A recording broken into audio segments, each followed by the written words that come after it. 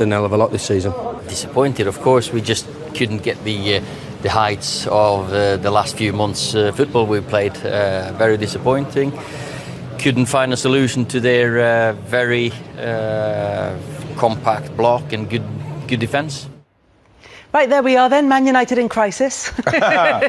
You know something, Sheffield United have to get a lot of credit for the way they played, you know, especially the plight they find themselves in. And Man United, you just can't keep doing that. You can't keep going a goal down and hoping that someone's going to bring it round, maybe off the bench or whatever. At some stage, a team's they're going to get what they deserve. And I thought they deserved that, Sheffield United. You know, I know he's resting some players, and I'm sure we'll talk about it, but I just feel that it's something, their start is just not good enough, Man United, in games. They have to address that. Yeah, we've seen that a lot this season. But like you said, with Sheffield United, we talked about those small margins that they operate in, and they went in their favour last night against Manchester United. But they were on such a good run, Manchester United, going into this game. Is it inevitable that there's going to be a blip, or is this an avoidable one, do you think? I think for a team like Man United, it should have been avoidable, but they play on the counter-attack. And like Dad just said, like, it's not going to happen all the time where you can go goals behind and claw back 21 plus points. I think at some point, what happened last night is going to happen. And normally I would have said it would have happened against the teams at the top half of the table, but I thought Sheffield United defended well when they had to. They nullified their counter-attack as well, which is one of United's key things, and that did enough for them to win the game over. So what we're sort of looking at, knowing that everybody's going to have some of these performances, some of these results throughout the course of the season, is whether or not this represents something bigger for Manchester United. Because you said in your column for The Athletic, in your match report for The Athletic, very good at putting out fires, not so good at smelling the smoke. Yes, it's this thing of when the danger is there and clear, Manchester United can just about sort it out. They've got some very good centre-backs, and they've got some very good defenders who are good at the one-on-one action of defending, of I'm going to stop you getting past me. The defence doesn't quite mesh and can play greater to the sum of their parts, which is why every now and again they will concede those really early goals.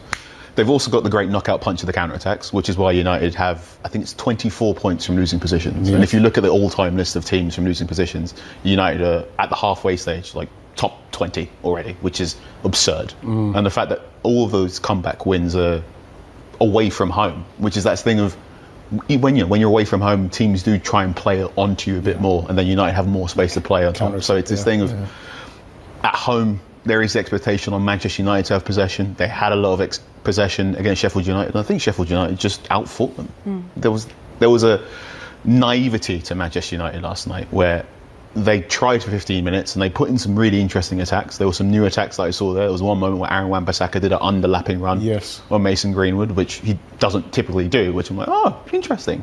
But then after 15 minutes, when the goal didn't happen, all those ideas sort of went out the window.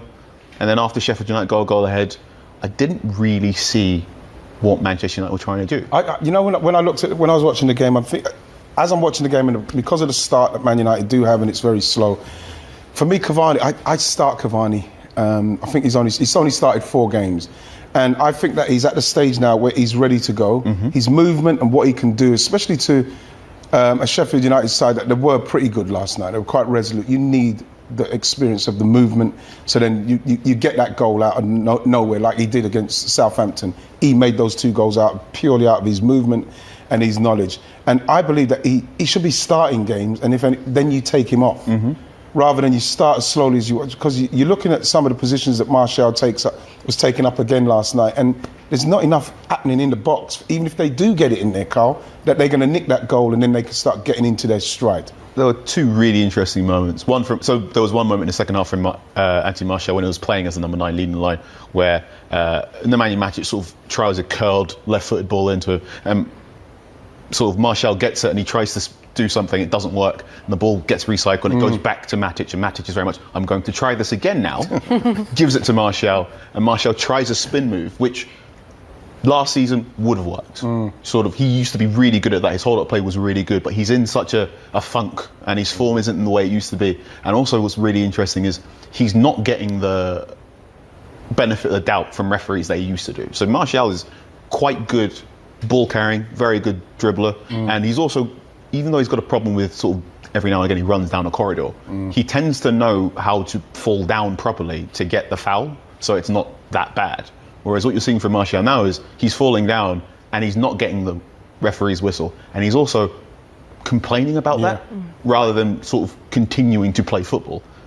Moment, I think it was the 66th minute, Cavani comes on, very first 60 seconds, Pogba's on the ball on the right-hand side, Cavani runs near post, Pogba plays the ball over, Cavani gets a touch, nearly goes in, and you go, that's the difference between an experienced striker that knows number 9 player, knows how to move, and a striker and a forward in Martial who's just in a really bad run of form. I think Martial, if he is going to play for Manchester United, he should either play on the left-hand side, which causes problems as to where Marcus Rashford plays, or he should either play in a 2 next to Marcus Rashford, because right now the finishing ability that he used to have isn't there.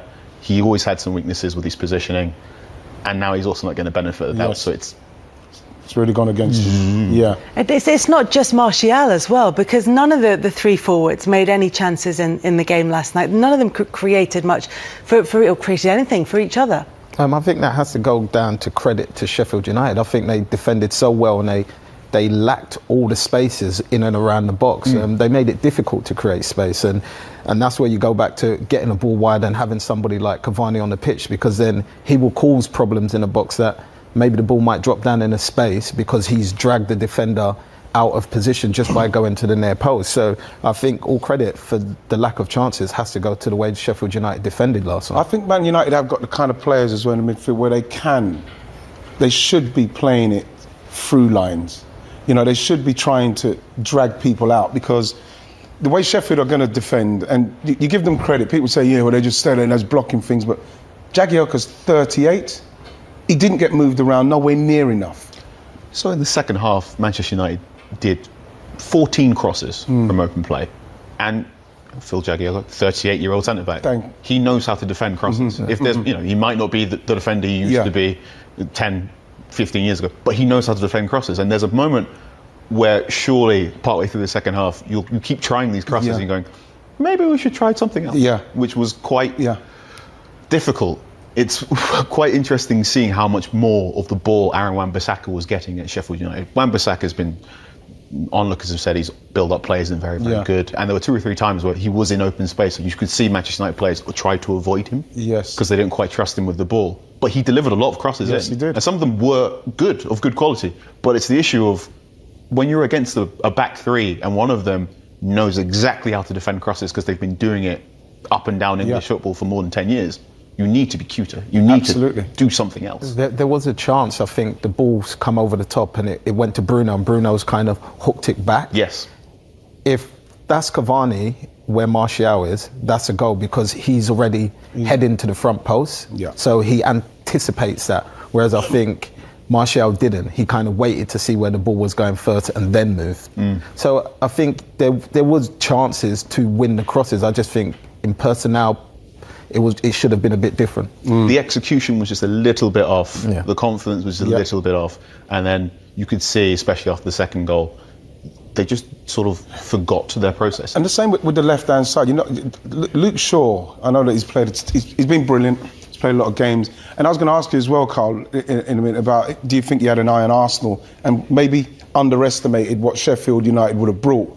But there wasn't nowhere near enough from the left-hand side, considering what Luke Shaw's given them at the moment. And then he brings him on for 8 minutes. If you're going to rest people, then rest them. But like, you're looking at Aaron Wan-Bissaka. I think that Sheffield, I didn't think that they were too fussed about him getting it, because that was their plan as well, Kels, because they know about his delivery may not be as good as what Luke Shaw is, and they would take a chance on him getting more of the play than it actually being on the other side. But in reality, the other side was just as ineffective, but at least he was trying, Wan-Bissaka. Yeah, you mentioned the match against Arsenal. That's the next one up for Manchester United. Do you think there was an element of the FA Cup game against Liverpool, the game against Arsenal coming up, Sheffield United bottom of the table, only 1 win in the league so far, being sandwiched in the middle of that and thinking, maybe from the manager, maybe from the players, and maybe even subconsciously, but there's an element of, that's not our trickiest fixture? I think so. I think there is. This is Manchester United have a deep squad, and I'm not sure if I should describe it as strength in depth or just depth in depth. They've been very fortunate with injuries. They're very, very good in their COVID-19 protocols. So if you look comparatively, Manchester United haven't had as much cases and whatnot. their player care is very good at Manchester United, and there's a lot of bodies there, and there's a lot of players there that are able to play football. Whether or not they're able to play football to the level Manchester United need them to be a top 4 team or to be in a title race, bit more confusing. So Alex Telles is a different kind of left back to Luke Shaw. So Luke Shaw is very much involved in the build-up play. Yeah. Sort of United's passing motions very much goes to Maguire, then to Luke Shaw, then Luke Shaw will go up, and then he has a good relationship with Marcus Rashford, and they have a connection, and they understand what each other are doing. Alex Telles is a bit more independent. So I'm sure if you watch on television or Old Trafford, every now and then you can hear Harry Maguire go, "You have to run it."